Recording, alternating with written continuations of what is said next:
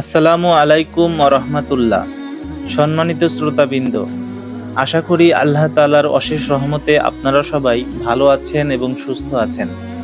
খলিফাদের সোনালী ইতিহাস সিরিজের গত পর্বে আমরা আলোচনা করেছিলাম হযরত আবু বকর রাদিয়াল্লাহু তাআলা আনহু এর জীবনের গুরুত্বপূর্ণ ঘটনাবলী সম্পর্কে।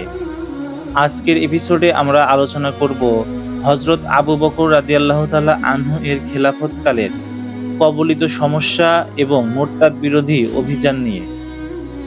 তাই ভিডিওটি সম্পূর্ণ দেখার অনুরোধ রইল, এবং যদি ভিডিওটি ভালো লেগে থাকে একটি লাইক, কমেন্ট, সাবস্ক্রাইব করতে ভুলবেন না, এবং আমাদের চ্যানেলের নিয়মিত আপডেট পেতে বেল আইকনটি বাজিয়ে রাখুন। তো চলুন শুরু করা যাক।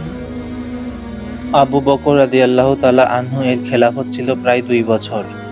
এই সংক্ষিপ্ত সময়ের পুরোটাই ছিল সমস্যা কবলিত। একের পর এক বড় বড় সমস্যা এসে আছড়ে পড়েছে ইসলামের উপর, সমগ্র মুসলমানদের উপর। খলিফার প্রথম দায়িত্ব ছিল জনসাধারণের নিরাপত্তার ব্যবস্থা করা এবং মুসলমানদের ধর্ম ও জীবনের হেফাজত নিশ্চিত করা। এরপর দায়িত্ব হলো সামাজিক উন্নয়নমূলক ও ধর্মীয় সম্প্রসারণমূলক কাজে মনোনিবেশ করা। হযরত সিদ্দিকে আকবর রাদিয়াল্লাহু তাআলা আনহু খেলাফতের প্রথম দিন থেকেই অভ্যন্তরীণ ও বহিরাগত অসংখ্য সমস্যার সম্মুখীন হন। তিনি সাহসের সাথে সকল সমস্যার মোকাবিলা করেন, ঈমানের বলে বলীয়ান হয়ে দাঁড়িয়ে যান সকল অস্পৃশ্যতার বিরুদ্ধে। এমনকি তিনি খেলাফতের সংক্ষিপ্ত সময়ের মাঝেই সকল ফিতনার জাল ছিন্নভিন্ন করে ফেলেন। শুধু তাই নয়, তার সাহসী পদক্ষেপে সুচিন্তিত পরিকল্পনায় ইসলামী শাসন ব্যবস্থার ভিত্তি হয়ে পড়ে অত্যন্ত শক্তিশালী ও মজবুত। খেলাফতের দায়িত্ব গ্রহণ করার পরপরই একদিকে কতিপয় আরব কবিলা বংশীয় ঐক্যের ভিত্তিতে কেন্দ্র থেকে আলাদা হয়ে যাবার ঘোষণা দিল, আবার কতক গোত্র আঞ্চলিক বিভাজনের ভিত্তিতে আলাদা রাজ্য প্রতিষ্ঠা করল। অন্যদিকে বিভিন্ন গোত্রের কতিপয় লোক রাসূল সাল্লাল্লাহু আলাইহি ওয়াসাল্লামের সফলতা দেখে হিংসায় জ্বলতে লাগলো। এমনকি রাসূল সাল্লাল্লাহু আলাইহি ওয়াসাল্লামের মতো অভূতপূর্ব সাফল্যের আশায় তারাও নবী দাবি করে বসল। বংশীয় লোকদেরকে নিয়ে শক্তিশালী বাহিনীও গড়ে তুলল। সেই সুযোগে মুসলমানদের চিরশত্রু ইহুদিরাও প্রতিশোধের নেশায় মত্ত হয়ে উঠল। তারা কেবল আরব কবিলাগুলোর মাঝে বিদ্বেষ ছড়িয়ে ক্ষান্ত হলো না, বরং রোমের খ্রিস্টান ও ইরানের অগ্নিপূজকদের কাছে ভবিষ্যৎ ইসলামের ভয়াবহতা বলে বেড়াতে লাগলো। ইতোপূর্বে একবার ইহুদিরা আরব কবিলাগুলোকে উত্তেজিত করে মদিনায় হামলা করিয়েছিল। আহজাবের যুদ্ধে বহুজাতিক বাহিনীর সম্মিলিত আক্রমণ ছিল ইহুদিদের শ্রেষ্ঠ সাফল্য, যা খন্দক যুদ্ধ নামেও পরিচিত। কিন্তু যখন সাহসী মুসলমানদের কাছে সম্মিলিত বাহিনীর পরাজয় হলো, বীর সাহাবীরা তাদের মারকাজ খাইবারও অধিকার করল, পরবর্তী 2 বছরের মাঝে মক্কায়ও মুসলমানদের বিজয় পতাকা উত্তীর্ণ হলো। তখন তারা ভালো করেই বুঝতে পারল যে আরবের আর কোনো কবিলাই ইসলামের বিরুদ্ধে মাথা উঁচু করে দাঁড়াতে পারবে না। ফলে তাদের প্রতিশোধ পরিকল্পনাকে ইসলাম নিশ্চিহ্নের দুরভিসন্ধিকে আরও সম্প্রসারিত করল। ইয়েমেনি এবং অপরাপর কাহাতানি গোত্রগুলোকে উত্তেজিত করতে লাগলো। ওদিকে আরব সীমান্তের 2 পরাশক্তি রোম ও পারস্যকেও তারা যুদ্ধের জন্য উস্কে দিতে লাগলো। আবু বকর রাদিয়াল্লাহু তাআলা আনহু খলিফা হয়ে যেসব বহুমুখী সমস্যার মুখোমুখি দাঁড়ালেন, অথচ মদিনার কেন্দ্রীয় শাসন ব্যবস্থা তখনও দুর্বল। ইতোমধ্যে বনু আবস ও জাবিয়ান মদিনায় হামলা করতে মাকামে জুলকাসা পর্যন্ত চলে আসে। হযরত আবু বকর রাদিয়াল্লাহু তাআলা আনহু তৎক্ষণাৎ জানবাজ সাথীদের একটি বাহিনী নিয়ে বীর বিক্রমে জুলকাসায় পৌঁছলেন।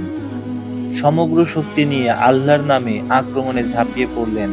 দুশমন পরাজিত হলো, বিজয় হলো মুসলমানদের।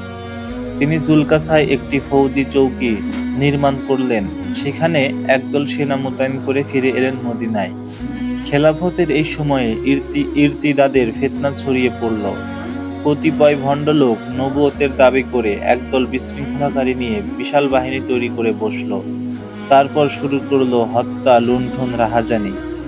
খতমে নবুয়ত অস্বীকারের অগ্নিলাভা ছড়িয়ে পড়ল তীব্র আকারে। অস্ত্র ও জনবলে তারা অনেক শক্তিশালী হয়ে উঠল। বাহ্যিকভাবে মুসলমানদের নিকট তখন তাদেরকে নির্মূল করার মতো যথাযথ শক্তি ছিল না, কিন্তু সিদ্দিক আকবর রাদিয়াল্লাহু তাআলা আনহু আল্লাহর তৌফিক ও সহযোগিতায় সকল পরিস্থিতিকে সামলে নিলেন। ইসলাম বিরোধী সকল অপশক্তির বিরুদ্ধে তিনি সিনা টান টান করে দাঁড়ালেন, বীরের বেশে, সাহসীর বেশে, মুজাহিদ বেশে। তিনি সত্যের তলোয়ার দিয়ে সকল বিরুদ্ধবাদীদেরকে নিশ্চিহ্ন করে দিলেন। তিনি সফল হলেন, বিজয় এসে আশ্রয় পড়ল তার পদযুগলে। আবু বকর রাদিয়াল্লাহু তাআলা আনহু এর খেলাফতের সময়ে মুরতাদ বিরোধী একটি অভিযান পরিচালনা হয়। রাসূল সাল্লাল্লাহু আলাইহি ওয়াসাল্লাম ইন্তেকালের পর সমগ্র আরবে মুরতাদ হওয়ার মহামারী ছড়িয়ে পড়ল। একদল সম্পূর্ণরূপে ইসলাম ছেড়ে দিল। তারা তাদের পুরনো ধর্মবিশ্বাস, মূর্তি পূজা, দেবদেবীর পূজায় ফিরে গেল। কেউ কেউ নবুয়ত দাবি করলো, কেউ নামাজ পরিত্যাগ করলো, কেউ যাকাত অস্বীকার করলো, কেউ রাসূলের ইন্তেকালের ফলে বিভ্রান্ত হয়ে পড়ল। কাজী ইয়াজ রহিমাহুল্লাহ মুরতাদদেরকে ৩ ভাগে বিভক্ত করেছেন। একদল মূর্তি পূজায় ফিরে গেল, আর একদল নবুয়তের মিথ্যা দাবিদার মুসাইলামা ও আসওয়াদ আনাসের অনুসরণ করল। আরেক দল ইসলামের উপর অটল থেকেও যাকাত দিতে অস্বীকার করল। যাকাত কেবল রাসূলের জামানার সাথে নির্দিষ্ট বলে তারা অভিমত ব্যক্ত করল। কত বড় সাহাবীরা মুরতাদদের ব্যাপারে নিজ নিজ অভিমত ব্যক্ত করলেন। বড় বড় সাহাবীরা মুরতাদদের ব্যাপারে নিজ নিজ অভিমত ব্যক্ত করলেন। অনেকেই যাকাত অস্বীকারীদের ব্যাপারে নমনীয় থাকার পরামর্শ দিলেন। কিন্তু আবু বকর রাদিয়াল্লাহু তাআলা আনহু ছিলেন কোমলতা ও নম্রতার গুণে খ্যাত। সেই আবু বকর অত্যন্ত বিরচিত সিদ্ধান্ত নিলেন। তিনি সাহাবীদের অভিমত শোনার পর যুদ্ধ করার দৃঢ় সংকল্প ব্যক্ত করলেন। তিনি ছিলেন সঠিক সিদ্ধান্ত গ্রহণকারী। সঠিক বিষয় তার কাছে প্রতিহত হওয়ার পর তিনি বিন্দুমাত্র দেরি করলেন না, বরং দ্রুততার সাথে শক্ত হাতে সত্য সঠিক সিদ্ধান্তের মাধ্যমে মুসলিম উম্মাহকে হেফাজত করলেন। তিনি সবার সম্মুখে ঘোষণা করলেন, আল্লাহর শপথ, অবশ্যই আমি তাদের বিরুদ্ধে যুদ্ধ করব যারা নামাজ ও যাকাতের মাঝে পার্থক্য করেছে। যাকাত হলো সম্পদের উপর আরোপিত হক। আল্লাহর শপথ, যদি তারা একটি মেষশাবকও যাকাত দিতে অস্বীকৃতি জানায়, যা তারা রাসূলুল্লাহ সাল্লাল্লাহু আলাইহি ওয়াসাল্লামের কাছে দিত, তাহলে যাকাত না দেওয়ার কারণে তাদের বিরুদ্ধে অবশ্যই আমি যুদ্ধ করব। তারপর আবু বকর রাদিয়াল্লাহু তাআলা আনহু যুদ্ধের পরিকল্পনা নিতে শুরু করেন। মুরতাদ বিরোধী অভিযানের জন্য তিনি 11টি বাহিনী গঠন করেন এবং প্রত্যেক বাহিনীতে একজন সেনাপতি নির্ধারণ করেন। তো চলুন সেই 11টি বাহিনীর সংক্ষিপ্ত পরিচয় জেনে নেই। বাহিনী নম্বর 1, খালিদ বিন ওয়ালিদ। এই বাহিনী প্রথমে বনু আসাদ, তারপর বনু তামিম ও ইয়ামামায় যুদ্ধ করে। বাহিনী নাম্বার 2, ইকরিমা বিন আবু জাহল। এই বাহিনী প্রথম মুসাইলামার বিরুদ্ধে ইয়ামামায়, তারপর আম্মান, মাহরা, হাজরা মাউদ ও ইয়েমেনে লড়াই করে। বাহিনী নম্বর 3, সুরাহবিল হাসানা। তার বাহিনী ইকরিমা বাহিনীর সাহায্যে প্রথমে ইয়ামামায়, তারপর হাজরা মাউতে লড়াই করে। বাহিনী নম্বর 4, তুরাইফা বিন হাজির। এই বাহিনী হাওয়াজিনে বনু সালিমের বিরুদ্ধে লড়াই করে।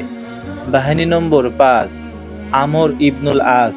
তার বাহিনী বনু খুজাইয়ার বিরুদ্ধে লড়াই করে।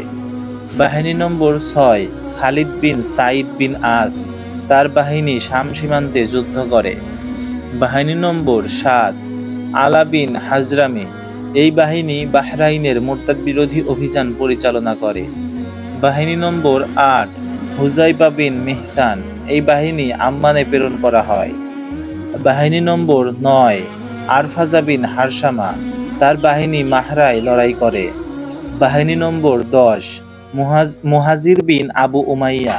এই বাহিনী প্রথমে ইয়েমেনের সানআ, পরে হাজরা মাউতে লড়াই করে। বাহিনী নম্বর 11, সুয়াইদ বিন মুকাররিন। এই বাহিনী ইয়েমেনের তিহামায় যুদ্ধ করে। তো সম্মানিত শ্রোতাবৃন্দ, আমাদের আজকের পর্বটি এখানেই শেষ হলো। যদি ভিডিওটি ভালো লেগে থাকে তাহলে একটি লাইক কমেন্ট করতে ভুলবেন না। আর যদি এরকম ভিডিও প্রতিদিন চান তাহলে আমাদের চ্যানেলটি সাবস্ক্রাইব করতে পারেন।